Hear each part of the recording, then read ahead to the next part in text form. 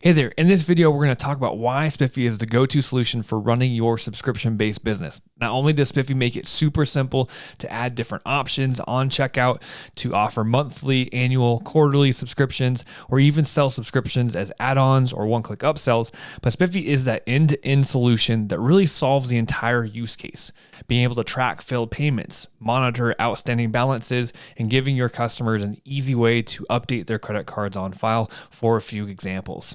So without further ado, let's jump in and show you how easy it is to run your subscription-based business using Spiffy. All right, here we are on the Spiffy dashboard. When it comes to using Spiffy for subscription-based businesses, the first couple things you'll want to do is obviously make sure that your Stripe account's connected, make sure that you have some of your integrations connected. We have direct integrations with some of the top course platforms.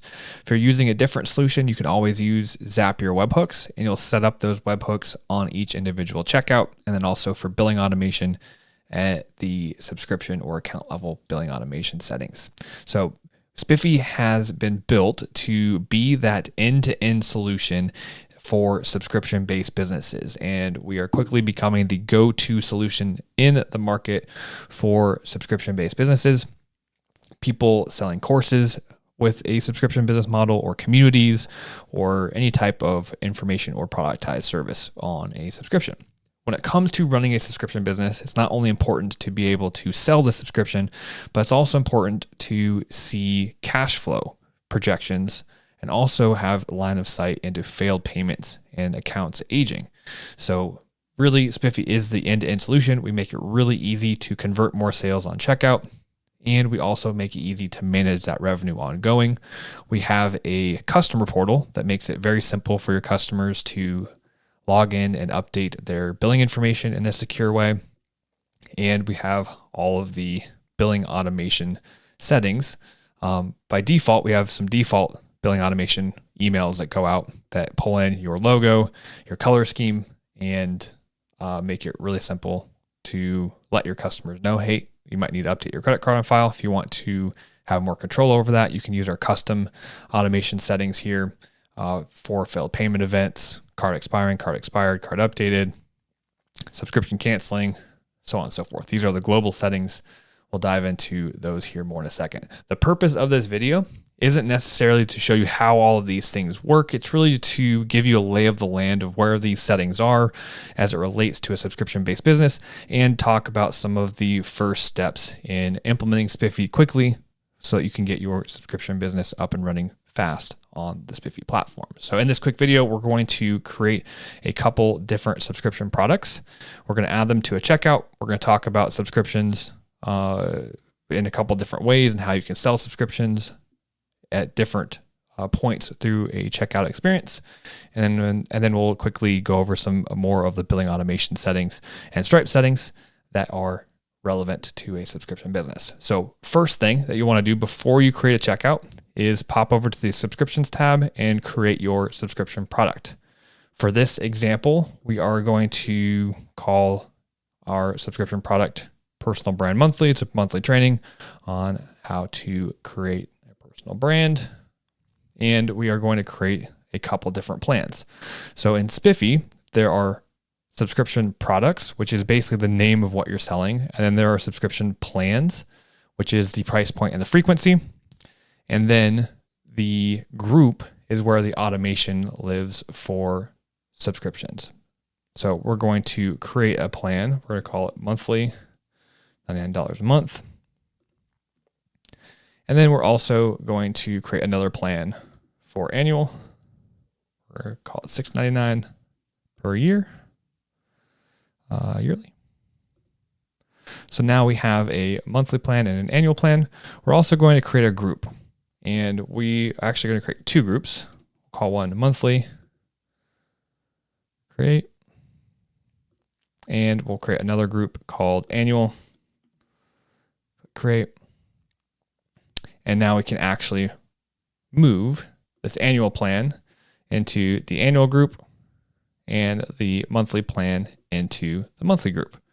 So you could also add both these plans to the same group, but in this example here, I'm kind of imagining an example where we actually give a bonus to people who choose the annual subscription. So the group level is where automations live, and this is where we want to set up different things like a subscription canceled event. So when a subscription cancels in this plan, we want to revoke access to specific things.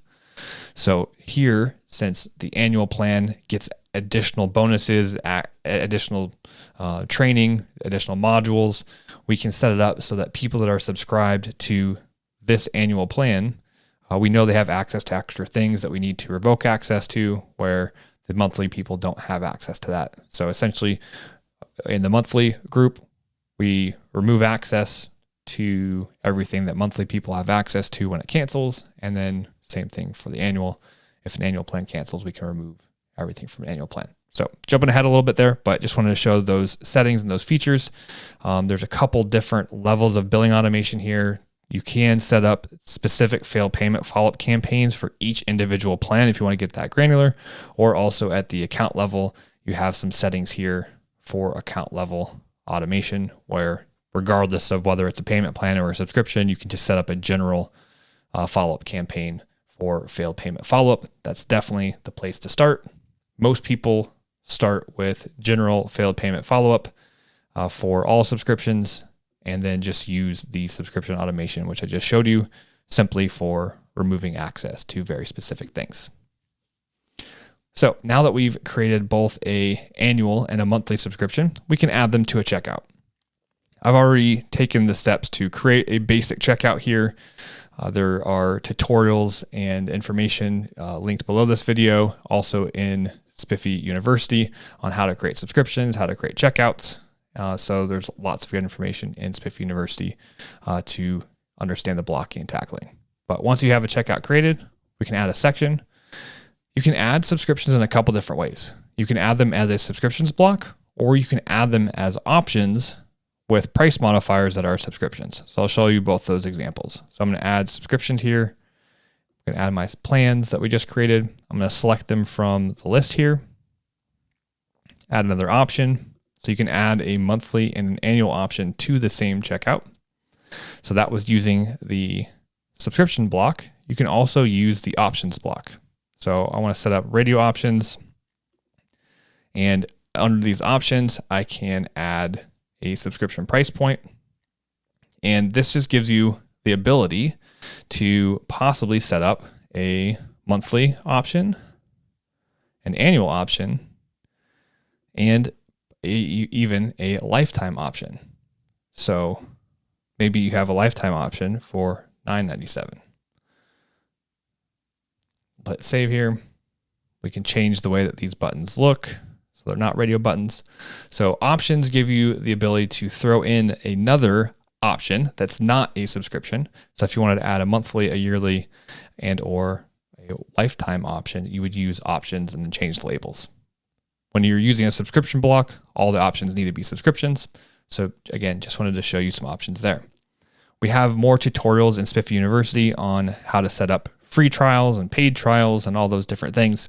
The important part here is we just wanted to show you how to add subscriptions to a checkout and also how to trigger automations. So when someone buys from this checkout, if there's no difference in what you're delivering, whether they choose monthly or annual, you can use our checkout level automation where you can, on a successful purchase, grant access to specific courses, run specific zaps, add specific tags in your CRM, and go from there. So maybe you're using ActiveCampaign and using a WordPress-based membership site tool like Membarium. Well, you can add all of your tags here that grant access to your course in Membarium. If you're using a tool like Kajabi or Thinkific, you can grant access to that course directly here with our direct integrations. You also have the ability to trigger integration actions based off of which option they select.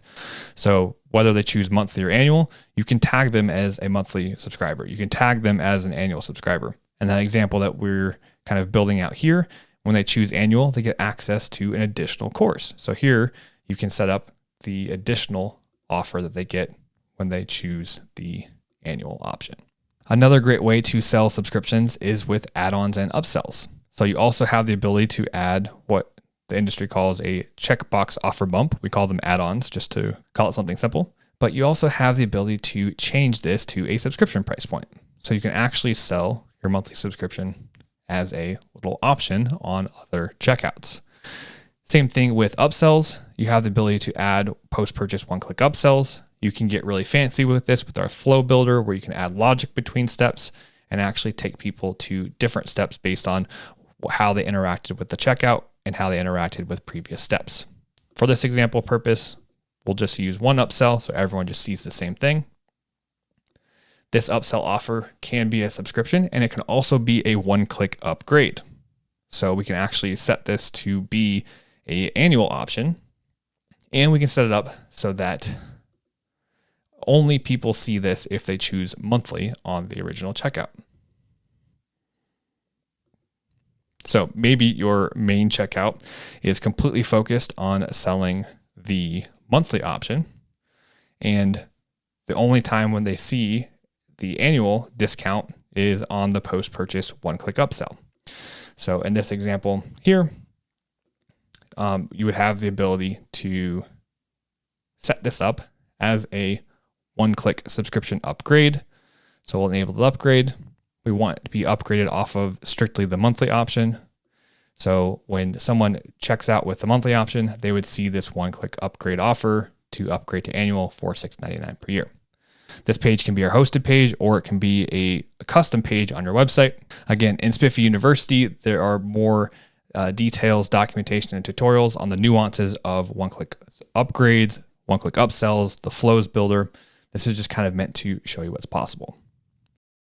So we've done a brief overview of subscriptions as options on a checkout, add-ons, one-click upgrades, and post-purchase one-click upsells.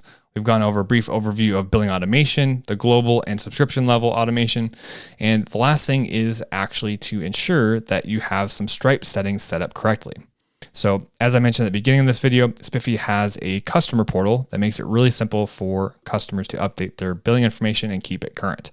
It's very important that in your failed payment follow-up, you link them to this customer portal and that your customers are updating their information through the Spiffy customer portal, which then updates their card information in Stripe instead of using Stripe's features. So in Stripe, you want to make sure that Stripe is not sending emails when the card payments fail, because Spiffy is sending those.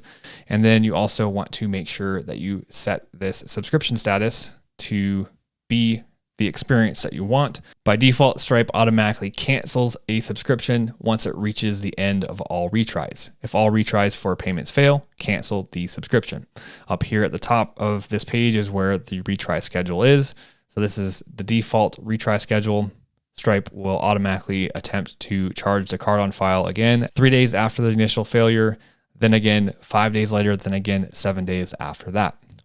If you do not change the subscription status option here, at the end of this retry schedule, after that last 7-day stretch, the subscription would be canceled automatically. So just good to know in advance to check these settings. Make sure all emails are turned off, because they are either being sent by Spiffy and or by your custom billing automation setting, and you don't want your customers to be getting more emails than you expect or updating their credit card information in the wrong place. So that's a brief overview of subscriptions and how to use Spiffy to run a subscription business. Please check Spiffy University for more in-depth tutorials on subscriptions, setting up subscriptions, billing automation. We have a whole section of tutorials on billing automation that goes through all the different billing events, how they're used, and how you can set them up.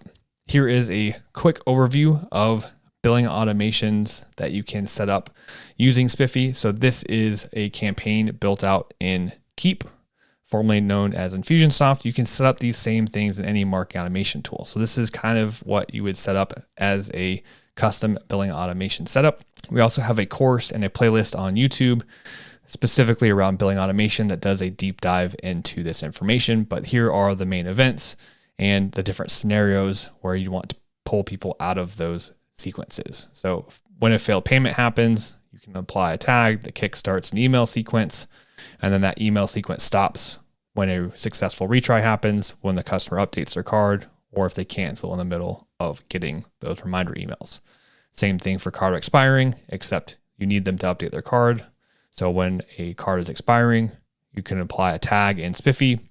Spiffy would kickstart this campaign in your CRM or marketing automation tool. Again, you would not want to stop those emails until they get a new card updated because the card is expiring, and then same thing for expired card. So that is a brief overview of how to use Spiffy to run a subscription business. If you have any questions specific to your business, please don't hesitate to reach out to us at support@spiffy.co. Again, that's support@spiffy.co. Send us an email and we're happy to help.